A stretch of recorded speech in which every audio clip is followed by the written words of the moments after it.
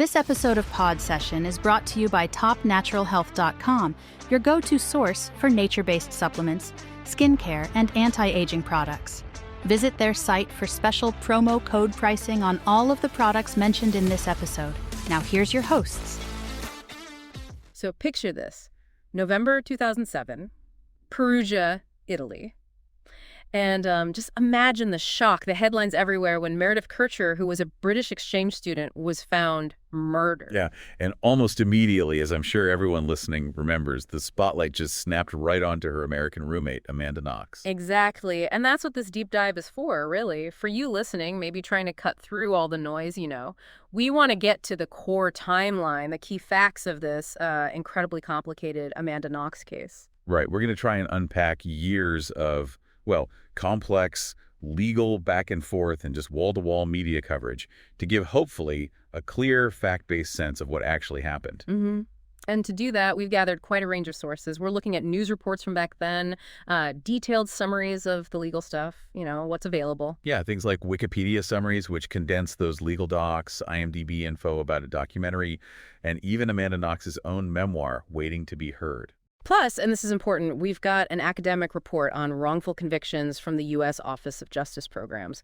It gives us a kind of wider lens, maybe, to view some of these events. Definitely. So our goal here is really to pull out that essential timeline and the facts we can verify. We want to give you a thorough, but still, digestible account of this really famous true crime story. Aiming for those moments that make you go, okay, that's how that piece fits. Exactly. Those aha moments. Okay, so let's start unpacking this. Let's talk about the people involved, the main players at the center of this awful tragedy.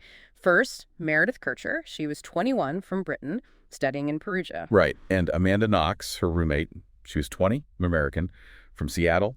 Her background, parents divorced when she was young, and she'd actually visited Italy before as a teenager. That's kind of what sparked her wanting to go back to study. Got it. Then there's Raffaele Sollecito. He was Amanda Knox's girlfriend at the time, an Italian student studying computer science. And Rudy Guede. He was originally from the Ivory Coast, but had lived in Perugia since he was about 5. His upbringing sounds a bit complex, raised with help from different people, eventually an adoptive family. And it's also, it's on record that Guede had some previous run-ins with the law, right? Like break-ins, and he was caught with a knife once. That's correct. That becomes relevant later. And the setting for all this is the apartment they shared, Via della Pergola 7, ground floor, 4 bedrooms. Besides Meredith and Amanda, there were 2 other roommates, Italian women, and then some Italian guys lived in the apartment downstairs. And it seems, at least initially, Knox and Kercher got along okay. They went to the Euro Chocolate Festival. There was a concert they both went to where Knox actually met Sollecito. Okay. And great, he knew the guys downstairs. Yeah, he apparently hung out in their basement apartment sometimes, so there was some level of connection there, however slight. Right. Okay, let's focus now on the crucial night.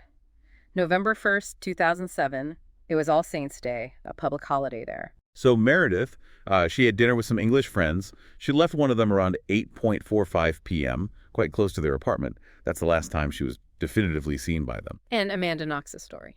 Her account is that she spent the whole night with Sollecito at his place. They smoked some marijuana, watched the movie Amelie, and were intimate. But wasn't there some uncertainty from Sollecito initially? There was. His initial statements weren't entirely clear about whether she was with him the entire night. That initial sort of hesitation. Well, investigators certainly pick up on that. And crucially, because of the holiday, the other roommates, the 2 Italian women and the guys downstairs, they were all out of town. Exactly. So as far as the registered tenants went, only Meredith and Amanda could have potentially been at the Via della Pergola apartment that specific night. Okay, moving to the next morning, November 2nd. What happens then? Knox says she went back to the apartment alone first. She finds the front door just open, ajar. She goes in, notices what looks like blood in the bathroom she shared with Meredith. And Meredith's bedroom door. Locked. Knox said her first thought was just that Meredith was still asleep, maybe didn't want to be disturbed. But she noticed something else too, didn't she? Something kind of odd. Yeah, she mentioned finding feces in the toilet of the other bathroom, the one used by the roommates who were away, which was definitely strange. So then she goes back to Sollecito's place. Right. Tells him what she found. Then later that morning, they both go back to the apartment together. And Sollecito notices something else. He does. He sees a broken window in Filomena Romelli's room. She's one of the Italian roommates. And he starts getting properly worried because Meredith still isn't answering her door when they knock. They tried the door, but couldn't get it open. That's when they decide to call the police. Yes, they call the Carabinieri, the national police, at 12:51 p.m. Sollecito makes a call. He reports a break-in, but says nothing seems to be missing. He mentions the locked door, Meredith not answering her phone, and crucially, the bloodstains. Okay, so the police respond, but there was something about a phone initially. Yeah, kind of a side detail, but important. The very first officers who arrived were actually responding to a separate report about an abandoned mobile phone found nearby. Turns out it was Meredith's Italian phone. Huh. And then Romanelli, the roommate, shows up. Right. And she tells the police about Meredith's other phone, her English one, and it's actually found inside the apartment after it rings when Amanda calls it. And Romanelli really wants them to break down Meredith's door at this point. She's very concerned. Yeah. Insistent. But the police are hesitant, worried about damaging property without more cause. So what happens? Eventually, a friend of Romanelli's just kicks the door in, and that's when they make the horrific discovery. Meredith's body's inside. She'd been stabbed, died from blood loss. Just awful. So the police investigation starts immediately. What's their initial take? Well, pretty quickly, the investigators felt the scene didn't look like a standard burglary gone wrong. They suspected the broken window, the signs of a break-in, might have been staged to mislead them. And because Knox was the roommate who was around? Exactly. The focus almost immediately shifts to Amanda Knox. She was, on paper, the only occupant known to be nearby that night. And this immediate focus, well, it's something that critics later pointed to, asking if it created a kind of tunnel vision early on. And she's interviewed repeatedly over the next few days. Yes, over 4 days. Multiple interviews. And a really critical point here, she didn't have a lawyer present during this questioning. Which leads to that moment on November 6th. Right, where she implicates Patrick Lumumba, the owner of the bar where she worked. She later said this happened under intense psychological pressure, basically coercion from the police. She retracted that statement fairly quickly. But that initial accusation, it obviously had serious consequences, and it raises huge questions about those interrogation methods, doesn't it? Absolutely. The reliability of confessions or statements made under duress without legal counsel. It's a major issue highlighted in wrongful conviction studies. And on that same day, November 6th, based partly on that retracted statement and the overall suspicion, Amanda Knox is arrested and formally charged with Meredith Kercher's murder, along with Sollecito. Okay, let's pause on them for a moment and bring Rudy Guede back into the picture. What was his story about that night, November 1st? Guede claimed he'd gone to a friend's house around 11:30 p.m., then to a nightclub, staying out until about 4:30 a.m. And the next day? Interestingly, the night after the murder, November 2nd, he apparently went back to the same nightclub, this time with 3 American students he knew. Then, shortly after that, he left Italy and went to Germany. But the police found evidence linking him to the crime scene, right? Quite a bit of it. Oh yes, substantial forensic evidence. His fingerprints and DNA were found in several places inside the apartment, including in the room where Meredith was killed. He was later extradited from Germany. And he chose a different kind of trial. He opted for a fast-track trial. In Italy, that means it's decided by a judge based on the evidence from the investigation phase, usually in a closed session, and it often results in a reduced sentence if convicted. And what was his defense during that trial? He claimed he'd actually met Meredith the evening before the murder, and that she had let him into the apartment around 9 p.m. on the night itself. They were intimate, he said, but then he developed stomach problems and went to the bathroom. Okay. While he was in the bathroom, he claimed he heard Meredith scream, came out, saw a figure he couldn't identify attacking her, fought briefly with the assailant who then fled. He said he tried to help Meredith, staunch the bleeding, but panicked and ran. How did that story hold up against the evidence? Not well. Neighbors contradicted his claim of being let in around 9 p.m. His defense pointed to a glass fragment near one of his shoe prints as evidence of a break-in, supporting his version of an unknown intruder. But the court? The court rejected his account. The scientific evidence was damning. Crucially, his palm print in Meredith's blood was found under her body on a pillow, and his claim that he left her fully dressed completely contradicted the state she was found in. And didn't his story about Knox change, too? It did. Initially, he told investigators Knox wasn't there at all that night. Later, though, he changed his tune, claiming he heard Knox arguing with Meredith and saw a silhouette resembling her leaving the scene. So the outcome of his separate trial? Rudy Guede was found guilty of Meredith Kercher's murder and sexual assault. Okay, so Guede is convicted. Now, back to Knox and Sollecito. Their first trial ends with a guilty verdict for both of them. Yeah. And this verdict was hugely controversial, sparking massive debate, especially internationally. Which led to an appeal. What happened there? The appeal trial started in late 2010, and a major development was the court ordering an independent review of the key DNA evidence from the first trial. And what did that review find? It found significant problems. Basically, errors in how samples were collected and analyzed initially. For instance, the experts concluded there was no reliable trace of Meredith's DNA on that kitchen knife, the supposed murder weapon taken from Sollecito's flat. What about the bra clasp? There was DNA on that, wasn't there? Yes. Sollecito's DNA was found on Meredith's bra clasp, which was collected from the crime scene quite some time after the initial investigation began.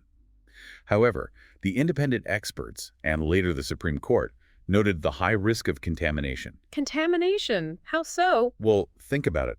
The clasp was collected nearly 7 weeks after the crime. The court noted something like 35 people had been in and out of that room between the first search and when the clasp was finally bagged as evidence. So the potential for Sollecito's DNA getting transferred onto it indirectly was seen as very real. Okay, so based on this review and other arguments, in 2011, the appellate court acquitted Amanda Knox and Raffaele Sollecito. They were released from prison immediately. What was the court's main reasoning for the acquittal? It was pretty clear. They said there was simply no credible evidence proving Knox or Sollecito were even at the crime scene when the murder happened. No biological traces, none belonging to either of them, were found in the murder room or on Meredith's body. A stark contrast to Guede. Exactly. Whose DNA and prints were, present. The court essentially said it wasn't biologically plausible for Knox and Sollecito to have participated without leaving a single trace, while Guede left many. But it didn't end there, did it? The Italian legal system is complex. It really is. The prosecution appealed the acquittal to Italy's highest court, the Supreme Court of Cassation. And that court actually annulled the acquittal, citing flaws in the appeal court's reasoning, and ordered a new appeal trial to be held in Florence. So a retrial. And the outcome of that one? Back to guilty. In 2014, the Florence appellate court found them guilty again. This must have been just an unbelievable roller coaster for everyone involved. Absolutely exhausting, I imagine. But there was still one final step. Another appeal to the Supreme Court of Cassation. And the final word. In March 2015, the Supreme Court definitively overturned the Florence conviction. They acquitted Knox and Sollecito for good. This time, the ruling was final. Why the change? What did the final ruling say? The Supreme Court basically slammed the Florence court's reasoning, citing stunning flaws, errors of fact, and a failure to consider alternative hypotheses. They pointed out things like misidentifying Guede's footprint as potentially female, ignoring the contamination issues, factual errors about when the room was searched, just fundamental problems with the guilty verdict. They declared Knox and Sollecito innocent of the murder. Wow. So after all that, exonerated, what happened to Amanda Knox afterwards? Well, she had already returned to the U.S. back in 2011 after the first acquittal. She finished her degree at the University of Washington, started working as a freelance journalist, and she wrote that memoir, Waiting to be Heard. Reportedly got a very large advance for it. And there was that European court ruling, too. Yes. In 2019, the European Court of Human Rights ruled that Italy had violated her rights back in those initial interrogations specifically. The lack of a lawyer and a proper interpreter. Italy was ordered to pay her compensation, around 18,400 euros. And what about the charge related to implicating Lumumba? That remained a separate issue. There was a retrial, just on the defamation charge, related to her initial accusation against Patrick Lumumba, which has had his own legal path in Italy. Okay. And Rudy Guede, what's his status now?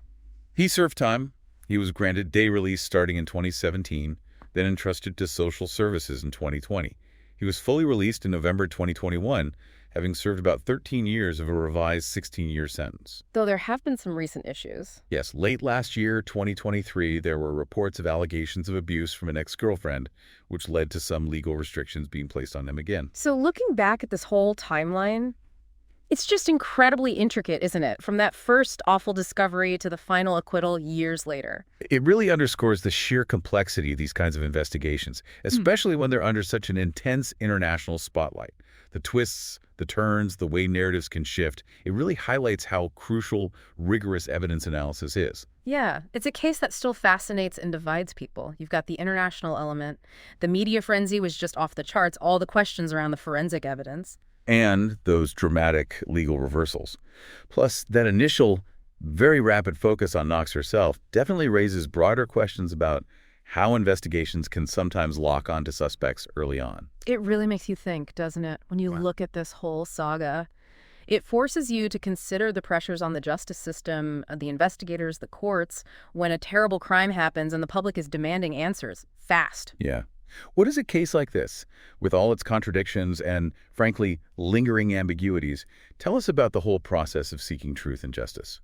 How do we make sure investigations stay objective, focus purely on the facts and the evidence, and aren't swayed by, initial gut feelings or media narratives or public pressure? It's a heavy question, and maybe something for listeners to reflect on is just the human cost of it all for Meredith Kercher and her family, first and foremost, but also for everyone caught up in this legal whirlwind for so many years.